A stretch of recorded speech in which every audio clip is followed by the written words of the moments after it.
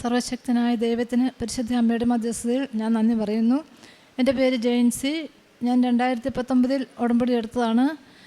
ഞാൻ കോട്ടയം ജില്ലയിൽ കോട്ടയം അതിരൂപതയിൽ മാഞ്ഞൂർ മകുടാലയം ഇടവകയിലായിരുന്നു.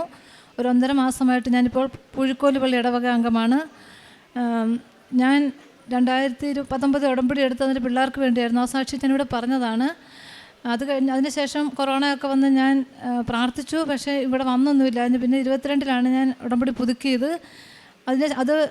അത് ഞാൻ പിള്ളേർക്ക് വേണ്ടിയായിരുന്നു. അപ്പോൾ ഞാൻ 2024-ലാണ് ഞാൻ ആ സാക്ഷ്യം പറഞ്ഞത്. അതിനുശേഷം എനിക്ക് കുമളി കുറച്ച് സ്ഥലം ഉണ്ടായിരുന്നു. അതൊന്ന് വിൽക്കാൻ വേണ്ടിയിട്ട് ഞാൻ ഉടമ്പടിയിൽ വെച്ചിരുന്നു. അപ്പോൾ അത് ഞാൻ പ്രാർത്ഥിച്ചു, മാതാവിനോട് പ്രാർത്ഥിച്ചു, അതൊന്ന് വിറ്റ് കിട്ടിയാലേ ഉള്ളൂ. എന്നുവെച്ചാൽ ഞങ്ങൾ 2008 മുതൽ ഞാനും പിള്ളേരും ഹസ്ബൻഡും കോട്ടയത്താണ് താമസിച്ചത്. അപ്പം അങ്ങോട്ട് കുമളിക്ക് പോകാൻ ഞങ്ങൾക്ക് ബുദ്ധിമുട്ടായിരുന്നു. അപ്പോൾ അത് അങ്ങനെ പ്രാർത്ഥിച്ചു. പരിശുദ്ധ അമ്മയുടെ മധ്യസ്ഥതയിൽ ഉപ്പ് അവിടെ കൊണ്ടുപോയിട്ട് പ്രാർത്ഥിച്ച് അത് കച്ചവടം കഴിഞ്ഞ 2025 ഡിസംബറിൽ എൻ്റെ കച്ചവടം നടന്നു. അതിനുശേഷം ഒരു ഭവനം എനിക്ക് വേണമായിരുന്നു വേറെ വാങ്ങിക്കുക. അപ്പോൾ ഞങ്ങൾ 2012 മുതൽ ഞങ്ങൾ വാടകയ്ക്ക് താമസിക്കുമായിരുന്നു മാഞ്ഞൂർ. അങ്ങനെ പ്രാർത്ഥിച്ച് ഞങ്ങൾ ഈ സ്ഥലം വിറ്റ് കഴിഞ്ഞപ്പോൾ ഞങ്ങൾ കുറേ വീട് പോയി കണ്ടു.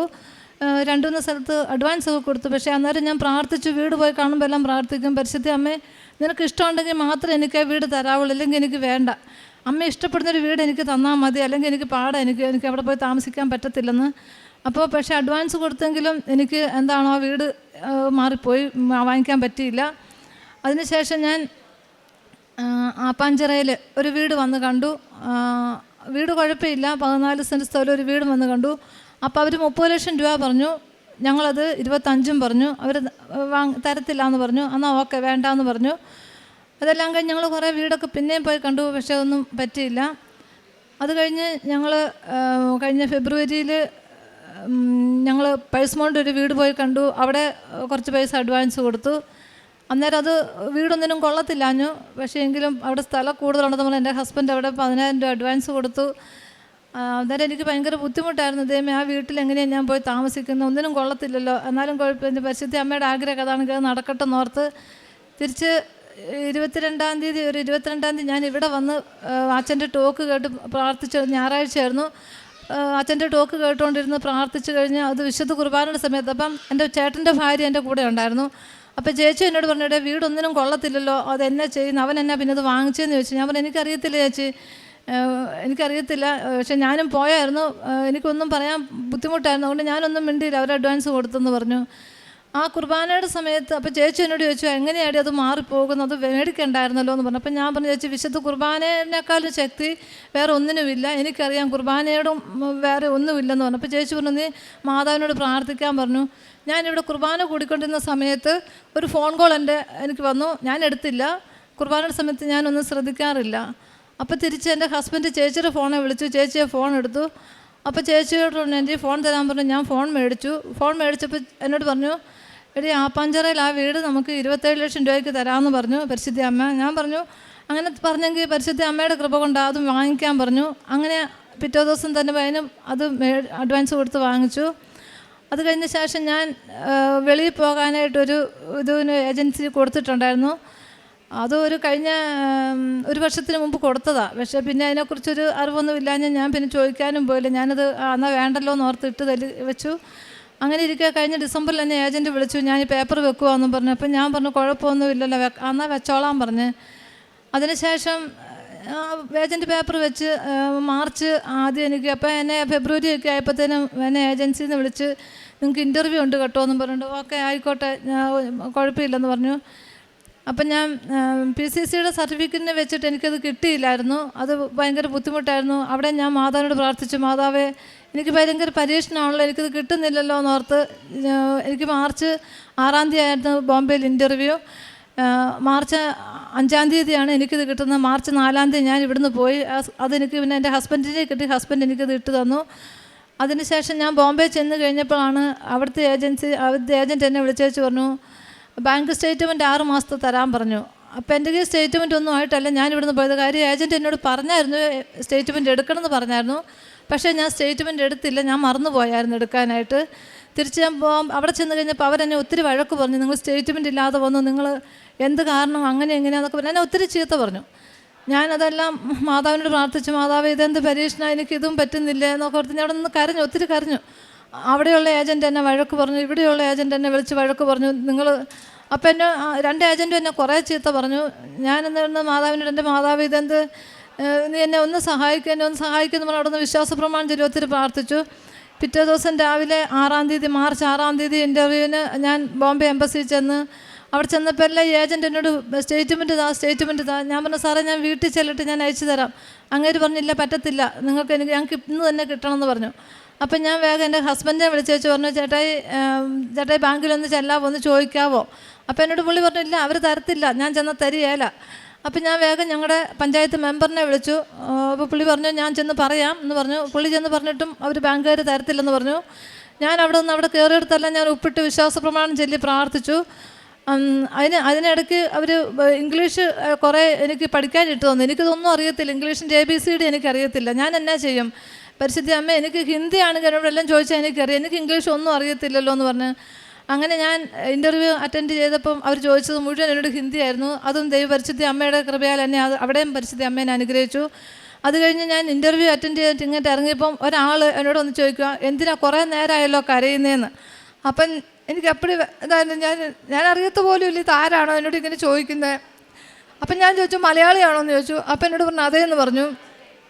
അപ്പം ഞാൻ പറഞ്ഞു, സാറേ ഞാൻ സ്റ്റേറ്റ്മെൻറ്റ് എടുക്കാതെ വന്ന്, എനിക്ക് 6 മാസം സ്റ്റേറ്റ്മെൻറ്റ് വേണം, ഇവിടെ എനിക്ക് സ്റ്റേറ്റ്മെൻറ്റ് എങ്ങനെ കിട്ടത്തൊന്നുമില്ലല്ലോ. അന്നേരം ഇയാൾ എന്നോട് പറയുക, അതിനെന്തിനാ സങ്കടപ്പെടുന്നത്, ഇത്ര അടുത്തല്ലേ ബോംബെ എംബസിയുടെ അടുത്തല്ലേ ബാങ്ക് SBI ഉള്ളത്, നിങ്ങൾക്ക് പോയി എടുക്കാമല്ലോ എന്ന്. ഞാൻ പറഞ്ഞു, സാറേ എനിക്കറിയത്തില്ലത്. അന്നേരം വേഗം ഏജൻറ്റിനോട് ആൾ പറയുക, അവർക്ക് വേഗം ഗൂഗിൾ മാപ്പ് ഇട്ട് കൊടുക്കുക, അവർ പോയി എടുത്തുകൊണ്ട് വരട്ടെ എന്ന്. എനിക്ക് അവിടെ എന്നെ സർവശക്തനായ ദൈവമാണ് അതെന്നെ അവനെ പരിശുദ്ധ അമ്മയുടെ കൃപയാൽ എന്നെ അനുഗ്രഹിച്ചതെന്ന് എനിക്ക് 100% ഞാൻ വിശ്വസിക്കുന്നു. അതെൻ്റെ പരിശുദ്ധ അമ്മയുടെ കൃപ തന്നെയാണ്, എനിക്കതറിയാം. അങ്ങനെ അവിടെയും പരിശുദ്ധ അമ്മ, ഞാൻ എന്നിട്ട് അവർ ഗൂഗിൾ മാപ്പ് ഇട്ടുന്നു. ഞാൻ ഒരു 10 മിനിറ്റ് പോലും എനിക്ക് നടക്കണ്ടായിരുന്നു. അവിടെ പോയി ഞാൻ വെറും 120 രൂപ കൊടുത്തതേ ഉള്ളൂ. എനിക്ക് 6 മാസം സ്റ്റേറ്റ്മെൻറ്റ് അവർ എടുത്തു തന്നു, അത് ഞാൻ കൊണ്ട് കൊടുത്തു. അങ്ങനെ ഞാൻ ഇവിടെ വന്ന് നാട്ടിൽ വന്ന് ഇതെല്ലാം ചെയ്ത് കഴിഞ്ഞിരുന്നപ്പം മെയ് മാസം 14-ാം തീയതി ഞാൻ പുതിയ വീട്ടിലോട്ട് കയറി താമസിച്ചു. അത് എനിക്കറിയത്തില്ല, അന്ന് കർത്താവിൻ്റെ സ്വർഗ്ഗാരോഹണ തിരുനാളെന്ന് എനിക്കറിയത്ത് പോലും ഇല്ല. അന്ന് മെയ് 14-ാം തീയതി ഈശോയുടെ സ്വർഗ്ഗാരോഹണ തിരുനാൾ അന്ന് എന്നെ. അപ്പം ഞാൻ അച്ഛനോട്, അച്ഛാ വീട് വെഞ്ചിരിക്കുന്ന കാര്യം പറഞ്ഞപ്പോൾ അച്ഛൻ പറഞ്ഞു, ഓ നല്ല ദിവസമാണല്ലോ ഇന്ന് സ്വർഗ്ഗാരോഹണ തിരുനാൾ. ഞാൻ പറഞ്ഞു, അച്ഛൻ എനിക്കറിയത്തില്ല, അതും പരിശുദ്ധ അമ്മ എന്നെ ആക്കി തന്നതാന്ന് പറഞ്ഞു. ഞാൻ കയറി താമസിച്ച് മെയ് 14-ാം തീയതി കയറി താമസിച്ചു. മെയ് 15-ാം തീയതി എനിക്ക് വിസ അടിച്ചു, എനിക്ക് പോകാൻ തന്നു, ഇത് എല്ലാം ഓക്കെ ആക്കി തന്നു. ഇന്ന് എനിക്ക് ടിക്കറ്റും കിട്ടി. ഞാൻ 24-ാം തീയതി ഞാൻ ഇറ്റലിക്ക് പോവുകയാണ്. പരിശുദ്ധ അമ്മ എന്നെ ഒത്തിരി അനുഗ്രഹിച്ചു. പിന്നെ എനിക്ക് വിശുദ്ധ കുർബാനയോട് എനിക്ക് ഭയങ്കര, എൻ്റെ ജീവൻ എനിക്ക് വിശുദ്ധ കുർബാനയെന്ന് പറഞ്ഞാൽ എനിക്ക് അറിയത്തില്ല. അതെന്നാന്ന് ചോദിച്ചാൽ, ഞാൻ ഈ ഉടമ്പടി എടുത്താൽ പിന്നെ എനിക്ക് വിശുദ്ധ കുർബാനയുടെ അതുപോലെ എനിക്ക് ദാഹമാണ് എനിക്ക്. പിന്നെ ഞാൻ കാരുണ്യപ്രവർത്തിയായിട്ട് ചെയ്യുന്നത്, ഞാൻ പൈസയൊക്കെ കൊടുത്ത് ഇങ്ങനെ കൂടുതലും ക്യാൻസർ രോഗികളൊക്കെയാണെന്ന് പറയുമ്പോൾ എനിക്ക് വിഷമമാണ് എനിക്ക്. ഞാൻ അവരെയാണ് കൂടുതലും ക്യാൻസർ രോഗികൾക്ക് കൊടുക്കും ഞാൻ, എന്താണെന്ന് പറഞ്ഞാലും. പിന്നെ നേർച്ച വസ്തുക്കളൊക്കെ ആരെങ്കിലുമൊക്കെ പറഞ്ഞാൽ ഞാൻ വാങ്ങിച്ചു കൊണ്ട് കൊടുക്കും. പിന്നെ വഴി അറിയാമെന്ന് പറഞ്ഞാൽ ഞാൻ ഇവിടെ ആൾക്കാരെ കൂട്ടിക്കൊണ്ട് വരും. അറിയാൻ മേലാത്ത ആരെങ്കിലാന്ന് പറഞ്ഞാൽ ഞാൻ പറയും, പോരാ എൻ്റെ കൂട്ടത്തിൽ പോലും ഞാൻ കൊണ്ടുപോക്കോളാം എന്ന് പറഞ്ഞാൽ അവരെ കൂട്ടിക്കൊണ്ട് വരും. പിന്നെ ഞാൻ പത്രം വാങ്ങിച്ച് ഇവിടുന്ന് എല്ലാ മാസവും ഇവിടെ വന്ന് പത്രം വാങ്ങിച്ച് ഞാൻ കൊണ്ട് കൊടുക്കാറുണ്ട്.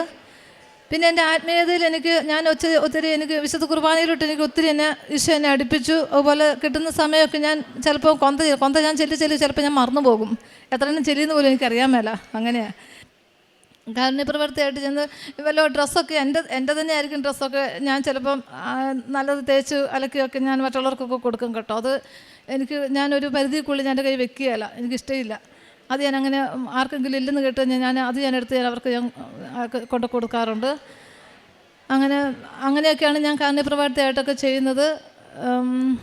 ഇത്ര എന്നെ സഹായിച്ച എൻ്റെ സർവശക്തനായ ദൈവത്തിന് പരിശുദ്ധ അമ്മയുടെ മധ്യസ്ഥതയിൽ ഞാൻ നന്ദി പറഞ്ഞു. സങ്കീർത്തനങ്ങൾ 94:18 മുതലുള്ള വാക്യങ്ങൾ. എൻ്റെ കാൽ വഴുതുന്നുവെന്ന് ഞാൻ വിചാരിച്ചപ്പോഴേക്കും കർത്താവെ, അങ്ങയുടെ കാരുണ്യം എന്നെ താങ്ങി നിർത്തി. എൻ്റെ ഹൃദയത്തിൻ്റെ ആകുലതകൾ വർദ്ധിക്കുമ്പോൾ അങ്ങ് നൽകുന്ന ആശ്വാസം എന്നെ ഉന്മേഷവാനാക്കുന്നു. പരിശുദ്ധ അമ്മയുടെ പ്രത്യക്ഷീകരണ സാക്ഷിയായിട്ട് ജെൻ CPT മാഞ്ഞൂർ തൻ്റെ അനുഭവ സാക്ഷ്യം നമുക്ക് മുമ്പിൽ പങ്കുവെക്കുകയായിരുന്നു. ഈ അമ്മയുടെ ജീവിതത്തിലൂടെ കടന്നു പോകുമ്പോൾ പരിശുദ്ധ അമ്മയുടെ സംരക്ഷണം എപ്രകാരം ഈ അമ്മയോട് കൂടെ ഉണ്ടായിരുന്നുവെന്ന് വളരെയേറെ വാക്കുകളിൽ വ്യക്തമായിരുന്നു.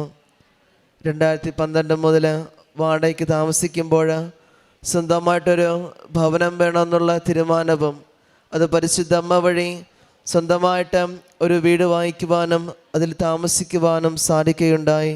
അത് ഉടമ്പടി നിറച്ച വസ്തുക്കളോട് ചേർന്ന് കൊണ്ടുള്ള വിശ്വാസ പ്രമാണം ചൊല്ലിയുള്ള പ്രാർത്ഥന തന്നെയാണ് ഈ അമ്മയ്ക്കത് സ്വന്തമാക്കുവാനായിട്ട് സാധിക്കുകയും ചെയ്തുകൊണ്ട് തന്നെ പുറത്തേക്ക് പോകുവാനുള്ള ഈ അമ്മയുടെ ആഗ്രഹത്തിൽ പല വിധത്തിലുള്ള തടസ്സങ്ങളുണ്ടായെങ്കിലും അത് പരിശുദ്ധ അമ്മ തൻ്റെ ഇടപെടലിലൂടെ അത് നേരെയാക്കുകയും ചെയ്തു. കാരണം ബോംബെയിൽ ഇൻ്റർവ്യൂവിന് പോയ സമയത്ത് ബാങ്ക് സ്റ്റേറ്റ്മെൻറ്റ് മറന്നുപോയത്, എന്നാൽ പരിശുദ്ധ അമ്മയുടെ സംരക്ഷണത്തിലൂടെ ചില വ്യക്തികളിലൂടെ പരിശുദ്ധ അമ്മ ഇടപെടലുണ്ടായി.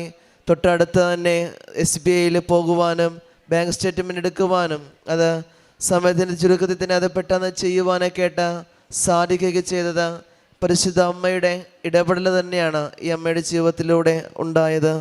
നമുക്ക് പ്രാർത്ഥിക്കാൻ സാധിക്കണം. ഈ അമ്മയുടെ വാക്കുകളിൽ പ്രകടമായിരുന്നത് പരിശുദ്ധ കുർബാന എപ്പോഴും മുടങ്ങാതെ കണ്ട് സ്വീകരിക്കുകയും കുർബാനയിൽ പങ്കെടുക്കുന്നത് തന്നെയായിരുന്നു. ഉടമ്പടിയിലൂടെ ദൈവത്തെ സ്വന്തമാക്കുമ്പോൾ അത് പരിശുദ്ധ അമ്മയിലൂടെ നമുക്കത് കാട്ടിത്തരിക. അത് നമ്മുടെയൊക്കെ എല്ലാവിധമായ പ്രയാസങ്ങളിലും ആശ്വാസമായിട്ട് മാറുന്നു എന്നുള്ളതാണ്. ഈ അമ്മയുടെ പരിശുദ്ധ അമ്മയുടെ പ്രത്യക്ഷീകരണ സാക്ഷിയായിട്ട് ജൻസിപിറ്റിയെ മാറ്റുമ്പോൾ ഇനി മുമ്പോട്ടുള്ള ജീവിതത്തിലും പ്രത്യക്ഷീകരണ സാക്ഷിയായിട്ട് മാറ്റാൻ ഈ അമ്മയെ ഇനി അനുഗ്രഹിക്കട്ടെ എന്ന് നമുക്ക് പ്രാർത്ഥിക്കാം.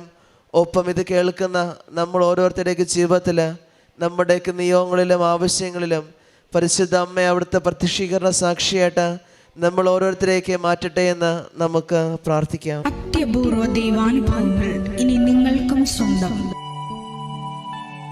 ഈ യൂട്യൂബ് ചാനൽ ഇതുവരെ സബ്സ്ക്രൈബ് ചെയ്തിട്ടില്ലെങ്കിൽ ഇപ്പോൾ തന്നെ സബ്സ്ക്രൈബ് ചെയ്യുക.